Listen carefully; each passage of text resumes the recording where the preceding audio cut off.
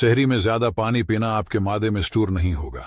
ये खासियत सिर्फ ऊंट में होती है, लिहाजा पेट को तरबीला डैम न बनाएं। कुछ साइंसी तबीयत के लोग सहरी में 3 पराठे सिर्फ इस वजह से खाते हैं कि रॉकेट के फ्यूल की तरह पहला पराठा ज़ोहर तक चलेगा, फिर दूसरा पराठा ऑन होगा और असर तक चल जाएगा, और फिर तीसरे एक्टिव होगा और मगरिब तक पहुंचा देगा। हालांकि हकीकत में ऐसी कोई बात नहीं। जितने मर्जी पराठे खा लो, मादे को इकट्ठे हजम कर लेने हैं और दोपहर को भूख फिर भी लग जानी है। याद रहे, आदमी और मिसाइल में फर्क है। दोस्तों, तहज्जुद बहुत लाडली इबादत है और जो उस इबादत तक पहुंच गया वो अल्लाह का पसंदीदा शख्स है।